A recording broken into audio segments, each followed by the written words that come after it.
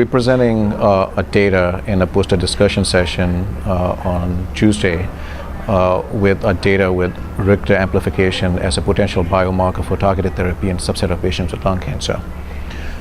It's really truly a translational effort.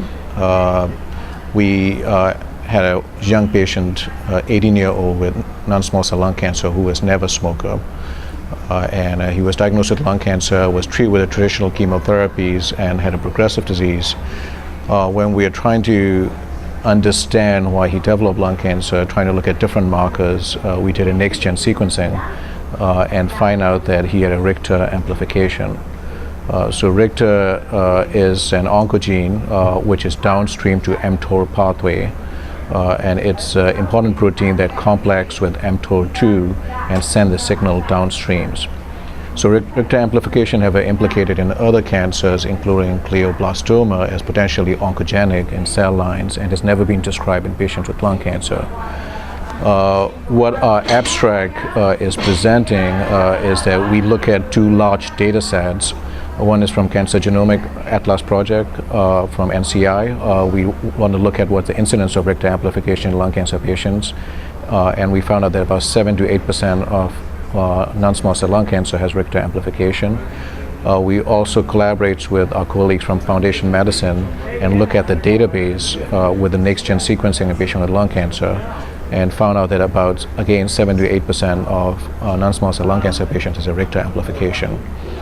Dr. Chang, my colleague who will be talking after me, has also done some preclinical work. We screen a fairly large number of non-small cell lung cancer cell lines for RICTOR amplification and identify a few cell lines that have a RICTOR amplification. And we tested a number of targeted therapies that target the mTOR pathway to see which drugs will work better. Our preliminary data show that the pan-mTOR inhibitors, mTOR1 and 2 inhibitors, has better activity in RICTOR amplified tumors versus, mTOR1 inhibitors or PI3 kinase inhibitors. As a proof of concept, we sent our patient for a phase 1 trial with the mTOR1/2 inhibitor.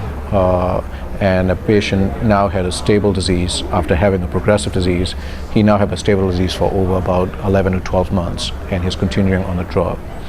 So we're really hoping that RICTOR amplification would define a new subset of patients with lung cancer who could potentially benefit from mTOR1/2 inhibition, and we have yet to see how this is going to translate into.